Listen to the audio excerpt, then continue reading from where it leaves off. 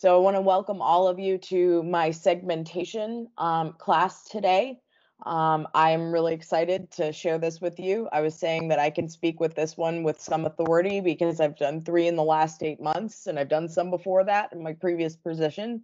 So it's something I've gotten a lot of experience with, and there's a whole section of just tips and tricks from somebody who has made mistakes and trying to figure things out, so that you can understand a little bit more of what's not tends to not be in the books. So that will be towards the end of the presentation. So I am going to describe real quick the data set. So this is not one you've seen before if you've come to any of my previous classes. The ones you've seen before were not great for the segmentation use case. So I moved on to something else. So I pulled a data set off of Kaggle that had auto insurance customers with demographics and consumption related characteristics on it. It looks pretty similar to the data sets I've used on the job with segmentation. Usually they've been customer store segmentation. So this one was pretty representative of what you would see, just a lot cleaner. So we're trying to, with this segmentation, measure which customers are very similar to one another based on demographics and in this case, insurance characteristics.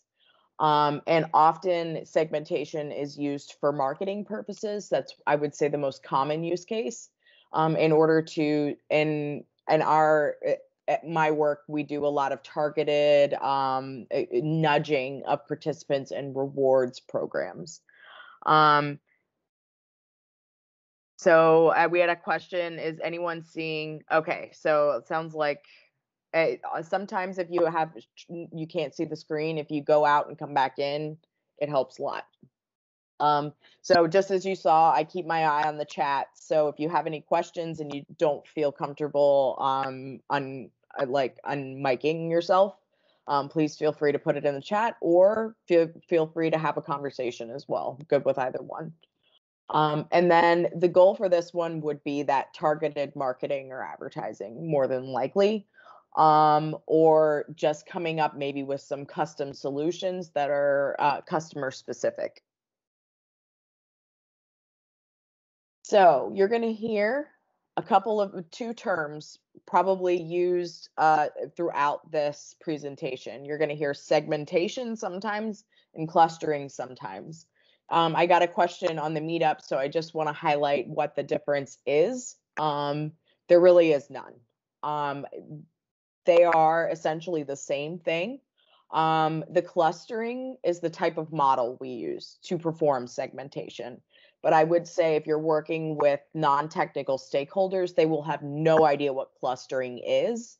So in general, I tend to try to use the word segmentation unless I'm talking about the models, just because otherwise at work, I would get stares that they wouldn't know what I was talking about. So just gotten into the habit of doing that, but they are completely synonymous. They do the same thing. So if I switch from one to the other, we're still talking about the same thing.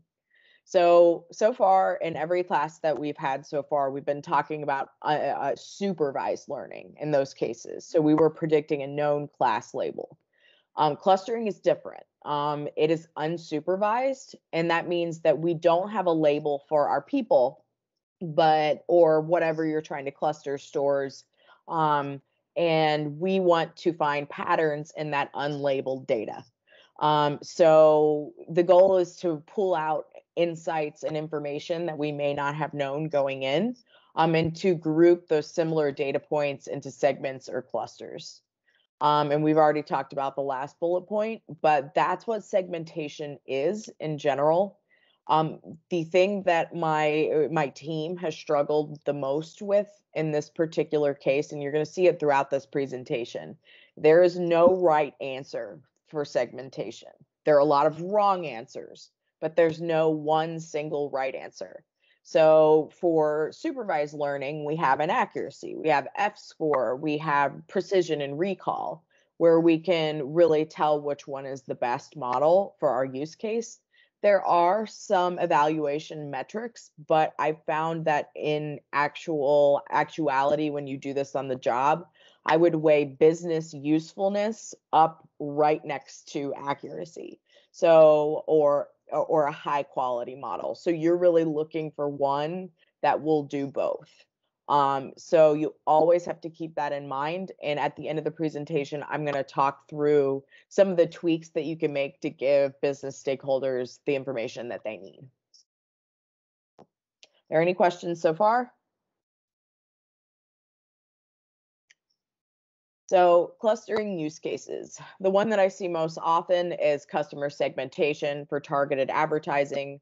At Merits, I work in the reward sector, so we're often doing targeted emails or targeted nudges in order to get people engaged and to use rewards. I actually got clearance to show a couple of the segmentations that we've done at Merits. They're de-identified, but I'll show them in a second. One thing that an interesting use case that might be a little, I was surprising for you that haven't gone as much into this, but you can also use segmentation for outlier detection too.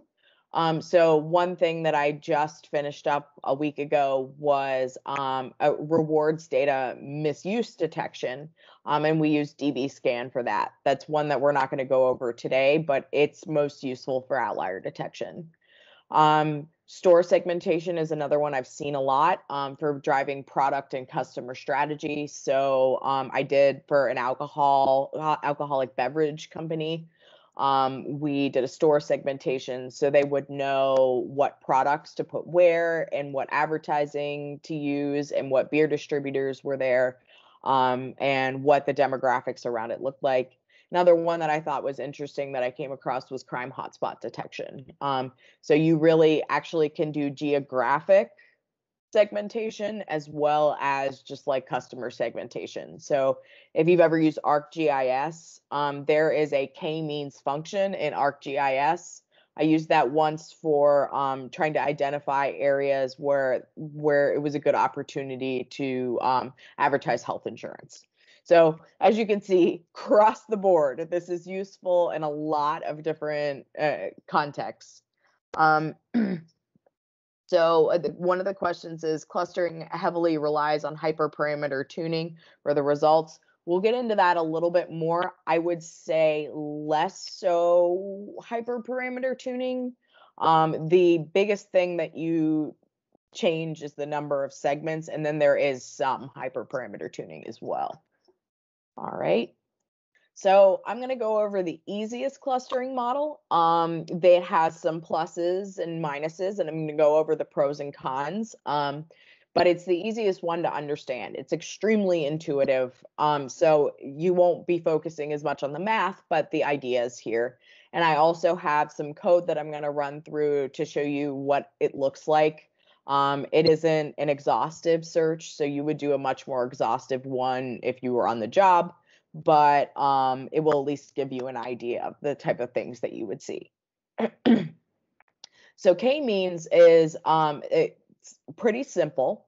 Just like almost every other machine learning model, it maps the data points into multi-dimensional space.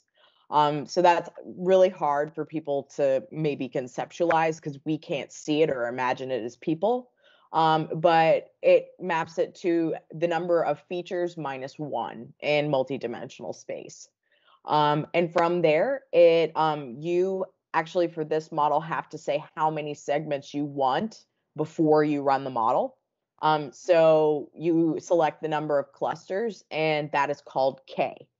Now, you may have heard or recognized if you've been along with me the whole way, you've heard K before. This should not be confused with K nearest neighbors. K-means and K nearest neighbors are two different things. So K nearest neighbors is a supervised model. There are similarities between the two, but K-means is different. It's the unsupervised clustering model, but the number of segments in this case is called K. So try not to get those two confused. So in general, the standard model randomly chooses K centroids or cluster centers from that space that you have. And then it, from there, calculates, for every point, it calculates the distance to every one of those different centroids. And then it classifies those values to the closest centroid. And then based on where you are, you find the average number, so the center of your new clusters. And then those become your new centroids, and then you recalculate the distances again, and then your centroids will change again. And unless you tell it to stop earlier than that, so unless you do early stopping, it's going to keep going with the repositioning until none of your points move anymore. So they basically stay even when you try to pick a new cluster, they don't move or get reclassified. This, as you can imagine, there's a lot of random elements to this. So one of the things that actually helps it train faster and also leads to more consistent results is Kmeans++. That randomly chooses a place in space, but it also puts them far apart, because if you have two random values that are right next to each other, your segmentation model is not going to be as good. So it takes a spin on it, and usually the Kmeans++ is the default in most Kmeans functions. It is in scikit-learn and PySpark if you use them. So this gives a visual representation of what I just described to you. If I use outside materials, you'll see that I always put the link of the source below it to give credit to whoever did this. So coming here, it randomly chose these 3 data points, and we have unclassified the points here. It's going to then choose those points. So here, these are classified as red because they're closest to the red. These are classified as the blue because they're closest to the blue, so on and so forth. It then finds the average number in between these new segments. It moves them there. And then it again calculates the distances. So then we move on to this. And I think that these may have been accidentally ordered the wrong way. I had originally gone one direction, so that, I think, yeah, here we go. So it goes here, it reclassifies, it moves them, and then it goes over here, and you can see every part, it gets closer and closer to these, and there's less ones that were classified incorrectly. So it gets closer and closer to these segments that are like similar or homogeneous, I would say. So this gives a great visual of what that looks like in pictures rather than words. This must be processing heavy. Is there a way to guess initial centroids? So Kmeans++ helps with that. It is extremely processing heavy, but actually hierarchical clustering, which I'm going to be talking about later, is actually worse. So in general, once you hit 1 million observations with 30 columns, you're not going to be able to run this on your laptop. You may be able to, but it's going to run for hours and hours on end. From there, you usually have to go to a parallel processing software, which is the most common place that you would have to do if it's a large number of values. So yes, you are right. It is processing heavy. So pros and cons, and then I'm going to jump into the actual code and go through it. So it's easy to interpret. You guys probably pretty quickly picked up on the process there. It makes sense. You could explain it to mid-level, like people who weren't super technical. Believe it or not, it's more scalable to large data sets than some of the other options. So even though it is processing heavy, this is number one. If I should put an asterisk, several asterisks next to this one. I've seen new people run into this problem. It is very easy to overfit K-means, extremely easy. So you have to be very careful about this. It does not do well with highly correlated features. So you always need to be cognizant of that. And I put some later in the slides, some, I would say, things to look out for if it may be overfitting. But a very common practice is to put your data through principal component analysis before it goes into Kmeans. Yep, that was the question. PCA helps. PCA does help. So you'll see in my code that I did it without PCA the first time, and then I started using PCA throughout. Even with PCA, you will still run into problems, and there is an upper limit on the number of features you can use, even if you have a large data set. We had 4 million customers, and I really couldn't go above 15.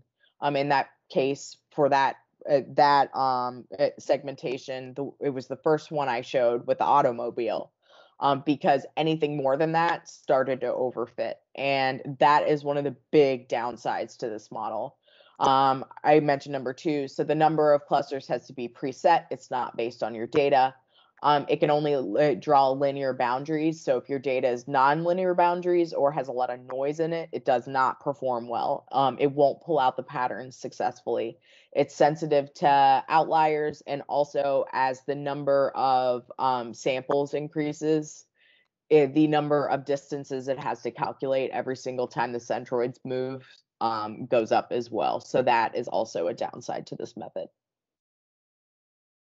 So I'm going to real quick, before I go on to evaluating the clusters, I'm just going to go in to my code here. This is available on my website. And if I make any changes here, it will automatically update in the OneDrive. Sorry, there's a long piece of code. So here, and I will zoom in so you guys can see a little better, hopefully. Zoom in. Zoom in. All right, so now you can see probably this a little bit better. Up here, I'm just reading in the packages that I'll be using. In general, you'll notice that I heavily go towards pipelines, if at all possible, when I'm modeling. So this is reading in both customers and then census regions based on the states that people are in, because that's something I had sitting there that I thought would be useful. You can see here, each individual row is a different customer for this insurance company. I got this on Kaggle, so that's where it came from. You can see their coverage type, their education, and then you can see more insurance policy specific, months since policy inception, number of open complaints, so on and so forth, sales channel, where it came from. So we're going to dig in a lot more to these when we're evaluating our clusters, because remember, business value is just as important, if not in some cases more important, than the evaluation metrics. So you'll probably have seen this sometimes in classes that I've done before, but in general, it's often really helpful to take continuous features and bucket them into different buckets, and to test both of them in your model. Because if there's a lot of noise in the continuous values, sometimes a bucketed variable does better. But and I said it in this this comment here, you never want to have both of them in the model at the same time in your final model, because they're both measuring the same thing, so it will overfit and have high multicollinearity. So just make sure you don't keep two things in that are going to be super highly correlated with one another.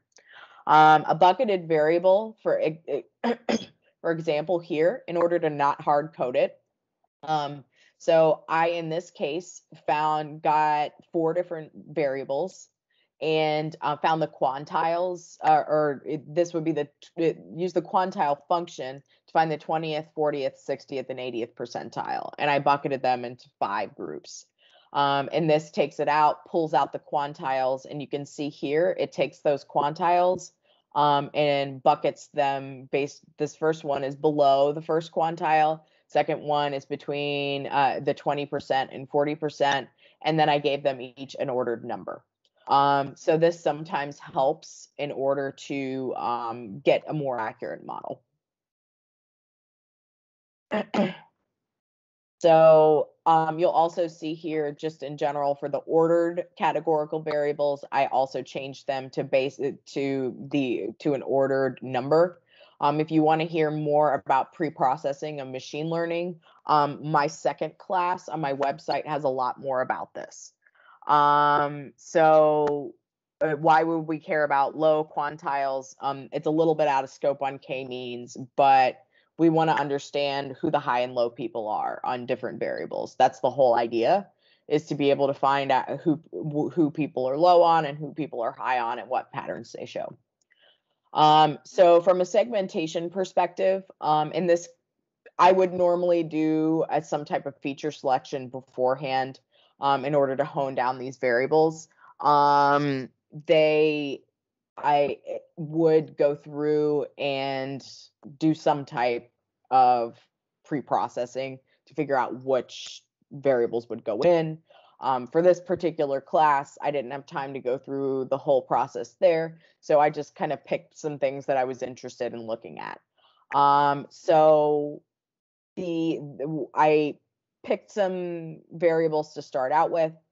In real life, my favorite way of being able to choose variables for segmentation is looking at which variables are highly correlated with one another and making sure that we have different variables that are disparate from one another in our model and not having things that are too highly correlated. So that would be one thing.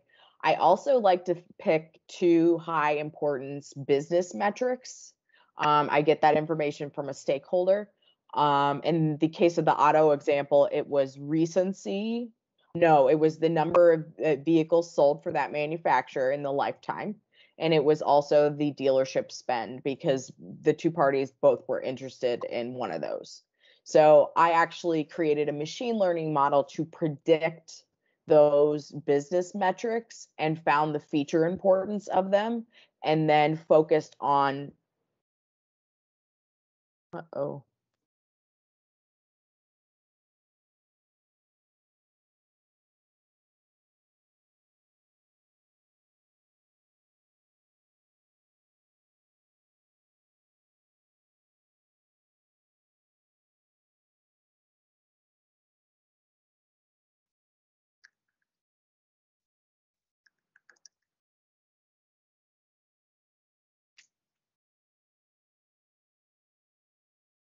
okay, I'm back.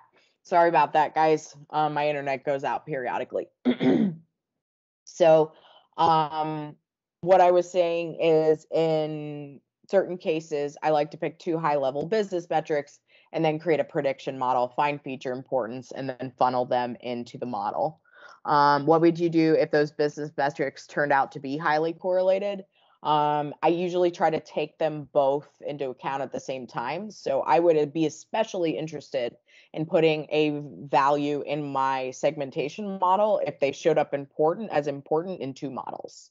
So it doesn't really matter if the business metrics are really highly correlated. It's more what goes into your segmentation model that you have to worry about. So that basically, the evaluation metrics, we have them in segmentation, but there's no feature importance and not a really good way to tune it except for random choice, which isn't very efficient. So that's usually my best way of both giving the customer something that they can actually use, as well as giving them something that is a good model.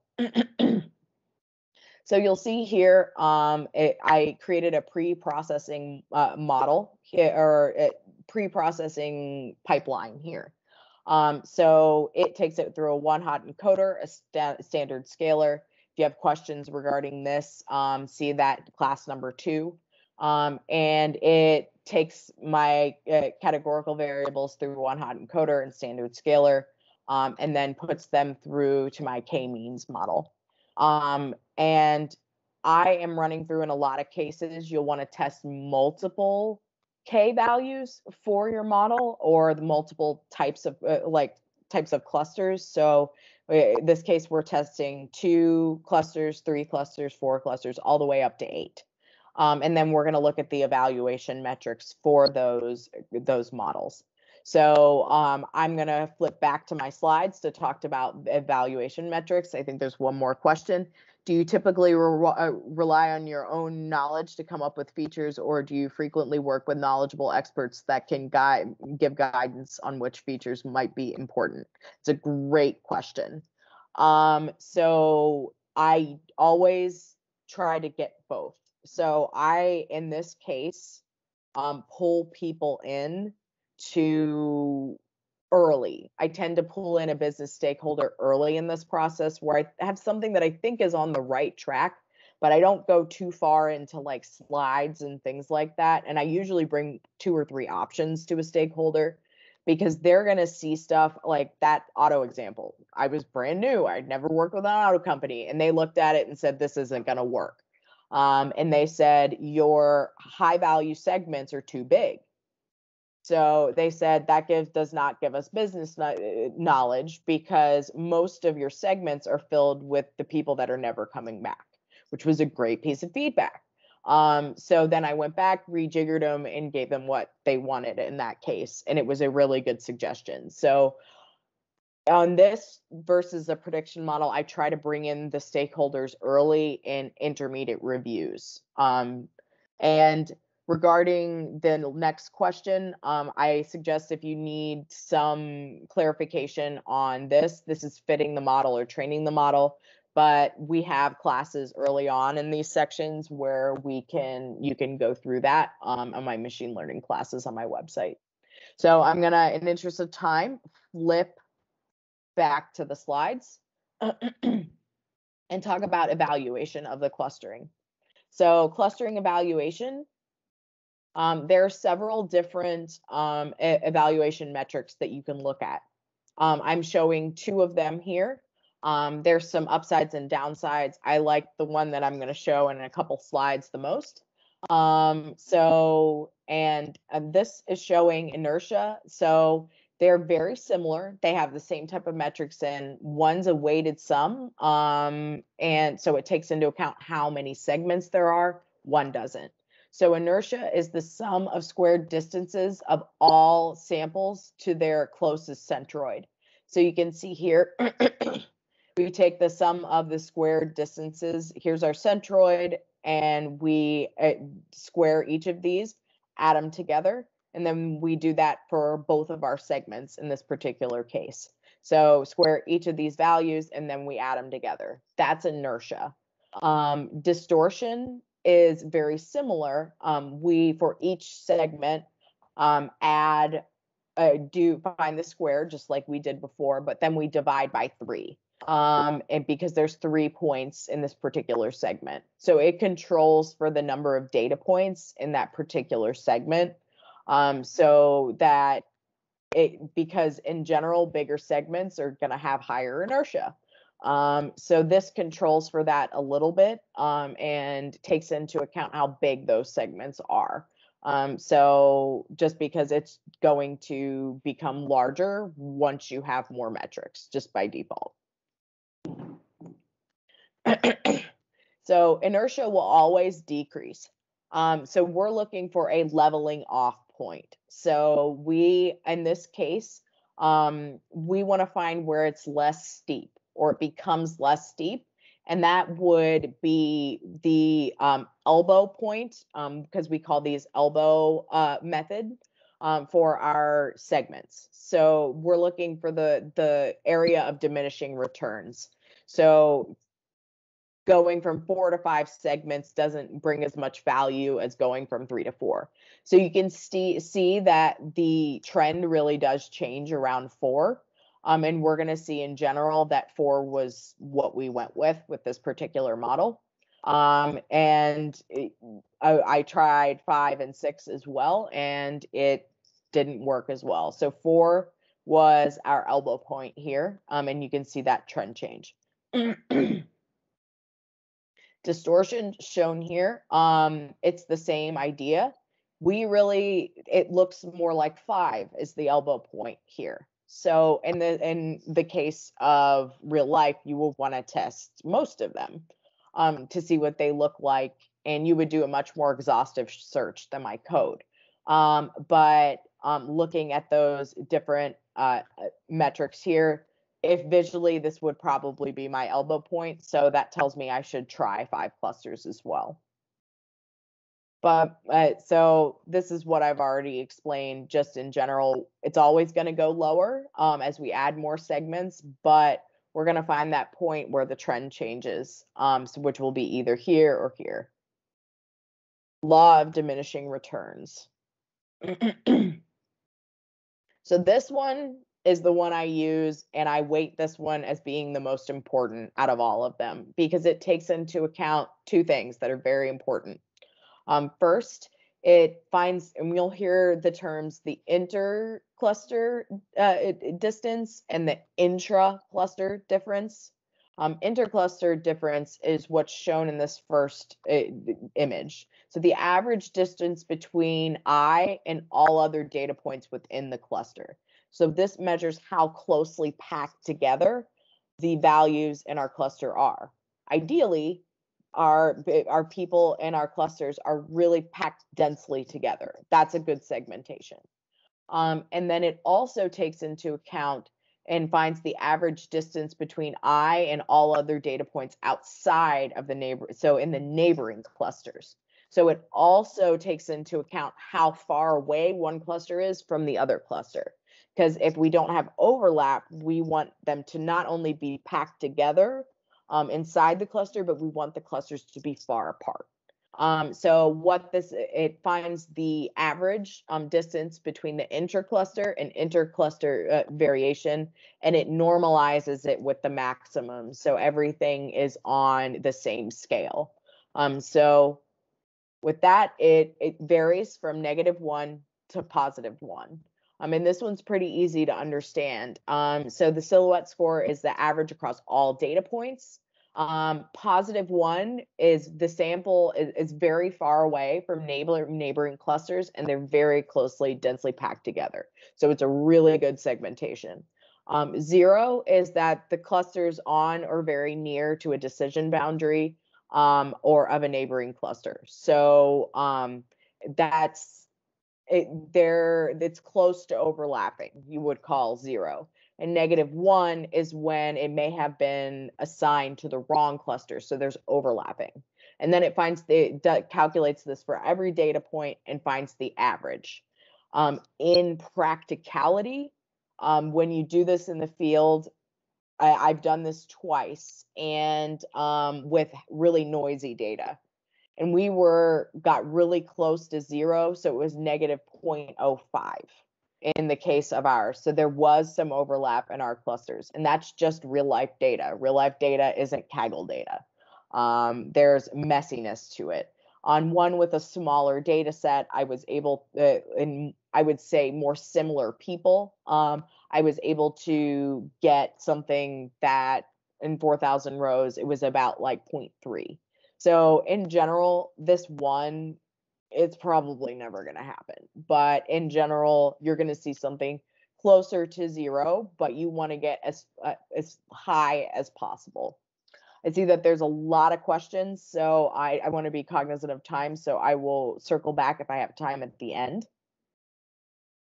So silhouette plots are something that's interesting to look at. So you can see here from my code, a silhouette plot tells us the silhouette score for that individual cluster. And then the thickness shows us the size of the cluster. So in general, we're seeing some imbalance here. So that's a red flag, with the caveat that you have to be able to understand the data to see if there should be a small cluster. Because for one of the rewards programs I work on, 40% of people are never coming back. So 40 to 50%. So those people ended up in their own segment. And then the people who are coming back over and over and over again ended up being 7% of the data. And it made sense in that use case. But you always want to make sure that it makes sense that you have small clusters and that it's not overfitting. So you can see here by the colors, the bigger ones have bigger clusters, The smaller ones have the smaller clusters. So that's just bringing in and zooming in so you can see these patterns a little better, how the size goes with the thickness, and how densely packed.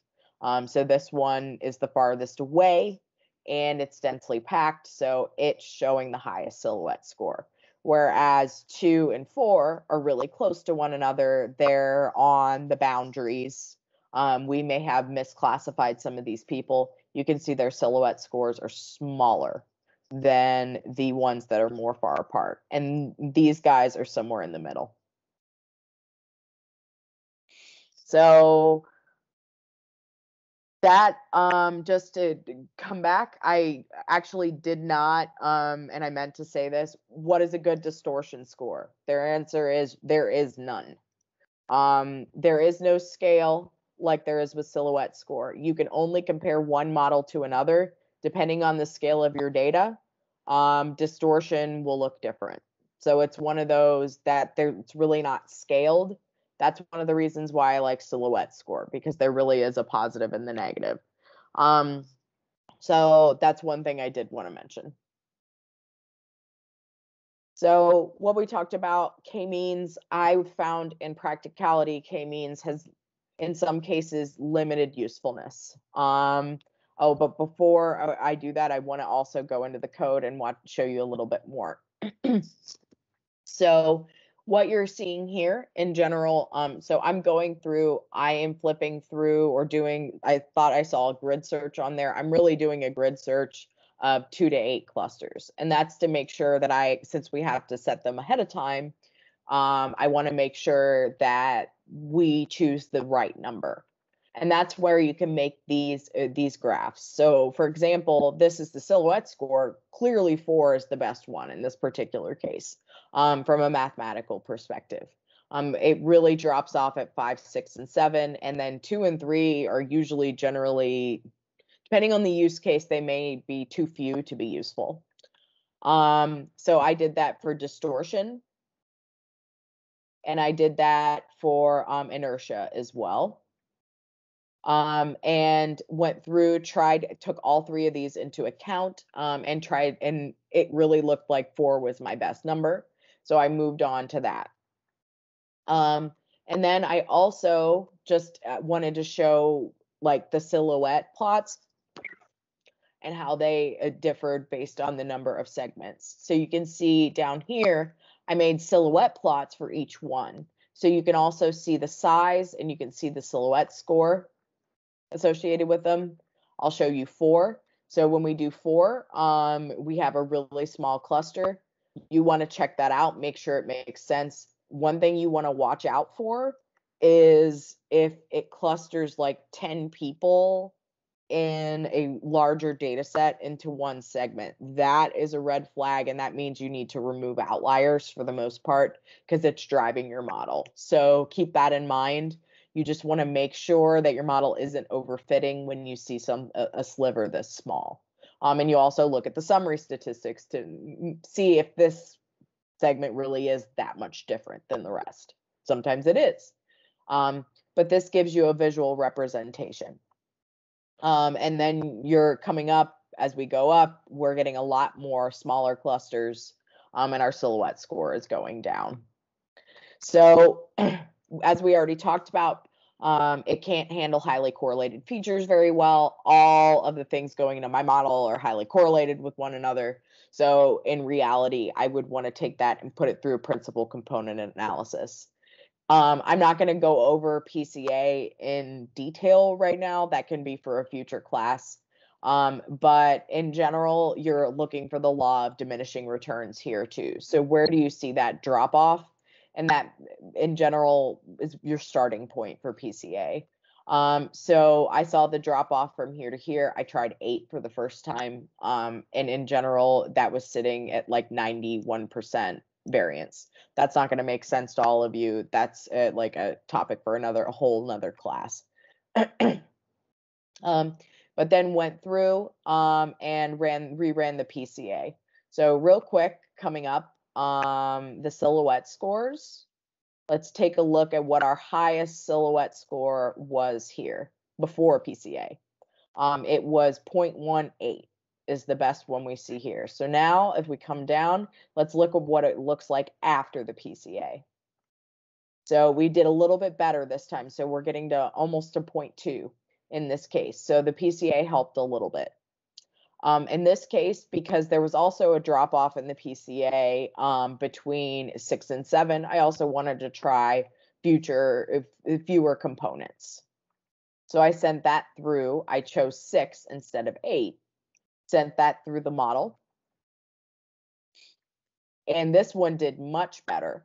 So 6 principal components were better. I got almost 0.23 in this case. So we had a pretty big bump when we had and put it down to 6, meaning it's going to take out some of that highly correlated information. So it did better there. So this also just goes through, shows the silhouette plots. Again, 4 was our sweet spot in this one. They do look very similar to the sizes we saw before. And went through and calculated the final, and the one that I basically came to a endpoint with my features here. So this was my best model. I found it from all of the grid searches. I decided, okay, this was the highest one I saw. Now I want to look at the summary statistics, because as I said, the business value is just as important as the evaluation metrics. So in this case, I'm looking at where our differences are. So we have a really, what we would call high value segment sitting here. The CLV, customer lifetime value, is much higher than the rest. They also are very higher, they're lower income than 2 of the other segments. So they're somewhere in the middle on income, but it varies a lot by income. They have the highest premium. Interestingly, we're not seeing any recency effect in any of the models, which is very rare in general. You usually don't see that recency doesn't have an impact. There's barely any difference in number of complaints. There's a big difference on the number of policies. So this first one, this segment on average has 7 policies. In reality, I would think that that would be wrong, but there's also corporate people in this data set. So that's also can be part of it. Looking at the total claim amount, that differs quite a bit. There's too high, too low. And then months since policy inception, looking pretty much the same across them. So we're differentiating on a lot of those different business metrics that we would care about. Not all of them, but a lot of them. So you would then show this to a stakeholder and say, does this make sense? I'm also looking at the segment counts. You always want to check to make sure you don't have a really, really tiny segment, because sometimes when you have a really tiny segment, your silhouette score goes really high, and it will make it artificially high when it was really like 10 people in a segment. So these look okay. I don't know much about insurance, so I don't know much about that. So looking at education, looking at the higher education often will tell you how much they really differ from one another. So we can see small difference in doctorates, a bigger difference in masters, and then bachelor's degree looks pretty similar, and then high school degree looks pretty similar as well.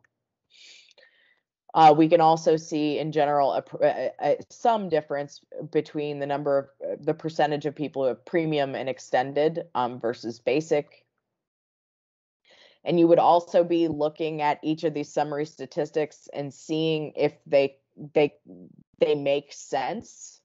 So you would probably be coming up with personas as you go through these segments. Okay, so coming back up to here, you would say, so the high value people are these people. So there are if we were looking at stars, future stars, there are stars. We can see that in general, we the people that are at the low end are going to be, and it's even harder to pick it out, but looking at the total claim amount, these people are somewhere in the middle, so they have higher claims. But this also, they kind of look similar to one another. So I think a lot of it is hinging on income here, a lot of this model, and it's losing differentiation in the business metrics. So this one would be something that where I'm having a hard time coming up with a persona, so I think I should try something else. So I went through the same process with new features. So I kept income and education in, but varied some of these ones that I didn't use before, and took out maybe some of the correlated ones, reran this. We saw a pretty big bump. We had 0.22 before, and now we're at 0.265. So our silhouette score went up. Here's a great example of where business value gets weighted higher than the valuation metrics, because technically 2 is the best segmentation in this case. 2 segments is completely useless to the customer. So we'd want second best in this case, which is 4. This ends up being the best segmentation that we see so far. So coming down here, I picked those 4 clusters. We're not seeing much differentiation in income anymore, but we are seeing more differentiation on the stuff that matters. So we're seeing high CLV, so these are important customers, so high customer lifetime value. They also have the higher premiums, which makes sense. We see a pretty big difference between the number of open complaints. So these people are in a lot of accidents versus these other ones. We can also see that this group, it has a lot of policies. So this comes out, maybe it's our corporate people, would be the thing that I would immediately think. Who has a lot of number of policies other than businesses? That's something we can check and validate. And you can see just in general, we can make a story better about this segmentation, and it gets a little bit better as we go down. We're seeing some differentiation in education, but not a lot. We see something, those high value are really coming out here. So those high value customers here. So we are seeing that seconded here. So our 0 segment is definitely the best. In general, we're not seeing much difference in how they signed up. And then interestingly, we aren't seeing very much difference in whether it's a corporate auto versus personal and special. So that's surprising to me, given the number of average number of policies. And I'm not going to go through this last one. You're welcome to take a look at it after class, but I went with the one you just saw because it differentiated on the business metrics the best, and I could make a better story with it. So I see that there's a lot of questions coming through. Unfortunately, I'm not going to have time. And I think I'm going to make a second segmentation class because we're not going to have time to go through hierarchical. And I think it's one of the best, like I like this one a lot better. So we might be able to go through hierarchical and maybe one of the density-based segmentations in a future class. So I'm going to skip towards tips and tricks. I've already mentioned some of these, but these are things that come up in in like as a data scientist when you run into data problems and real life situations. I'm not going to belabor the point here, but business value matters. We've already talked a lot about this, so I'll skip this slide. Avoiding overfitting. So I said I'd talk a little bit about how you know you're overfitting. This happens, overfitting occurs in practice more with categorical variables in segmentation than with continuous ones. In general, a model, something you want to watch out for is if the model is automatically putting customers into one segment because of one type of action.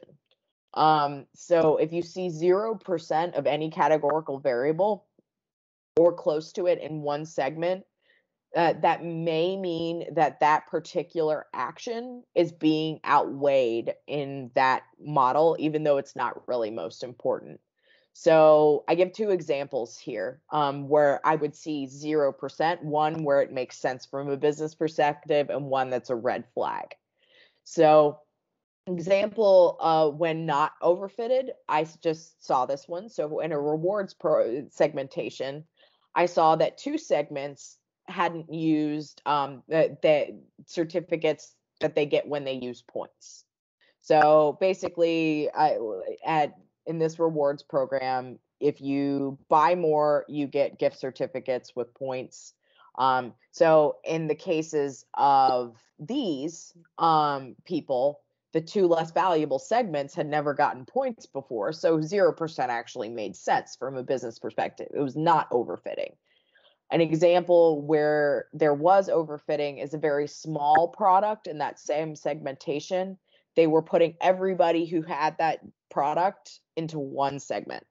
And so even though that small product that not many people use it's driving the segmentation, and you want to make sure that that's not happening as much as humanly possible. So that's a sign of overfitting. So always look at 0% on those categorical variables. Data with outliers. So for one of my segmentations, we had the bulk of the people were not good customers. And then we had one group that was way out there, like really good, coming back every 3 months, just consistently not leaving the program. So most people were not great or medium. And then there was a group that was just so far out from everywhere else. What we found was that the model was those good people were driving the entire model. So when I looked at the lower segments, they all looked kind of the same. There was really no differentiation with those people because those high people were driving the model. In those cases, we tried everything with the segmentation to get them to differentiate. Like I went through so many things. And the only thing that worked was Gaussian mixture modeling. DBSCAN and Gaussian mixture modeling are based on density, not distance. So the density models, clustering models based on how closely packed customers are better with outliers than distance-based models. And finally, that worked. This is another one that I never saw in a book when I was reading. I just kind of picked up on it from really closely reading scikit-learn and PySpark documentation. Utilize weights. Weights are your best friend, not just with segmentation, but with supervised models as well. So remember with that automobile segmentation that we did, they said, we have too many segments of non-valuable people. Well, my answer to that was to go back and I weighted people who were more recent and who had had higher spend in the dealership. I basically made them 20% more important to the model and then made everybody, I moved them up to 1.2, so 20% more than they originally were. And I made the lower people 20% less important. And what that does in practice is it usually, whatever you weight highly, it makes more smaller groups of that area. So one of the things that I would say is happens a lot in data science I see is you go to the stakeholder and you say, here's what the math is showing me, and say, that's it. And say the stakeholder comes back and like, nah, this doesn't look right to me. Your answer should never be, well, that's what the math is saying, this is the answer. No, that's not how it works. So you in practice need to be able to work with business stakeholders and find a middle ground. Even if the F score is higher on your model, you need to find something that's useful that is also accurate. So this is a great way to find that balance by weighting things that are important from a business perspective, weighting those rows higher than the other rows. So that wraps it up. I am going to go through at least for a couple of minutes and see if I can hit some of your questions. But those last things that I was going over are really just in the trenches. Those are the things that have come up that I've seen that I've had to go problem solve, that hopefully now you seeing them you will not have to go through that same search process. So hopefully that helps. Do you play with weights values? Yes. So in general, that would be similar to any hyperparameter tuning that you're used to with any other type of segmentation. So, or any type of model. So I would try multiple types of weights. I usually go back to the business stakeholder to ask which ones are the most important. And I usually try to stick with those. But then I change, like, I'll try 30% more, I'll try 10% more. And then we really look at those summary statistics and the segment sizes to see if it better matches what the business needs. So how did you get so good at telling stories with data and investigation?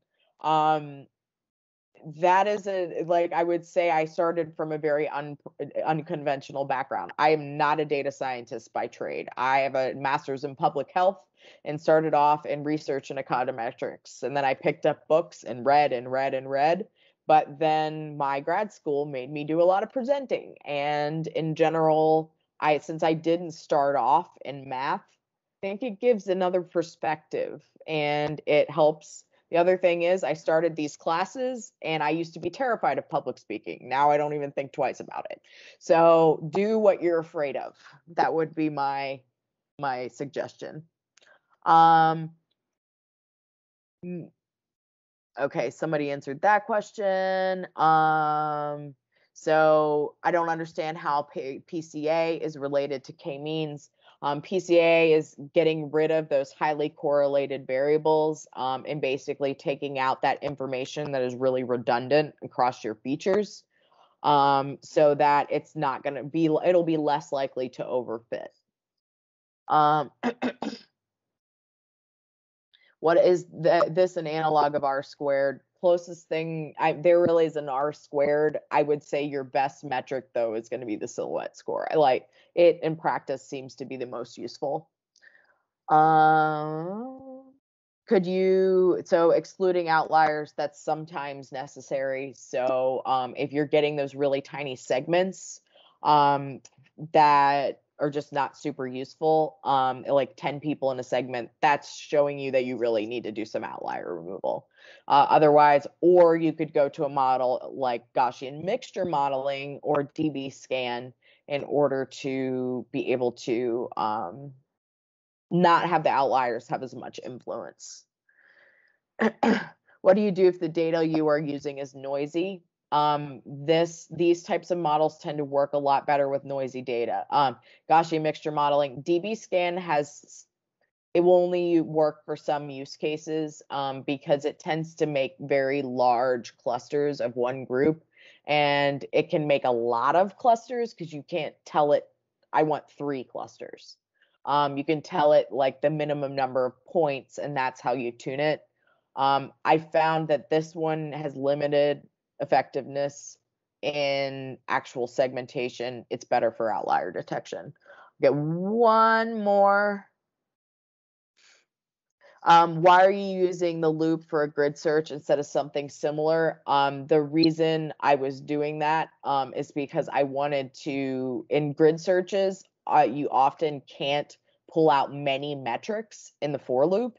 So you'll look here that I'm pulling out these and I'm dumping them into a graph. So I use this so I could more easily pull out inertia, silhouette score, and also when I wanted to be able to pull the model itself out and separate it from the pre-processing, because then I could do things like down below and pull those down and more easily show them individually as well. So In reality, if I was not doing this in a class, I may do it like in a for loop for the first time, like for exploration purposes, but in general, at the end of the day, I usually go back to UDFs, user defined functions. I think that this works for a first exploratory iteration or teaching a class, but you really got to have a UDF for most use cases or do some type of grid search. For teaching a class, this was a little easier to parse out the different pieces of information and show them. So this is not the best way to do it. I think that's what you were alluding to. All right, so I'm glad I could get to some of the questions, but I hope you guys got a lot out of this. I will be posting this online if you want to look at it. And I think maybe my next one I'll be doing either, I think, support vector machines or maybe anomaly detection. I haven't decided yet. I will not be doing one in December, just like a break for Christmas. We'll start up in January. And I may put it later in the month in January, just so we're not hitting up against like New Year's and stuff like that. Found that people don't come to classes when you're around a holiday. So we may do it like the third Thursday instead. So thank you for joining. I hope this was useful. I've learned more about segmentation in the last year than I ever really wanted to. So glad I could share it with you. Bye. Thank you, Kelsey. You're very welcome.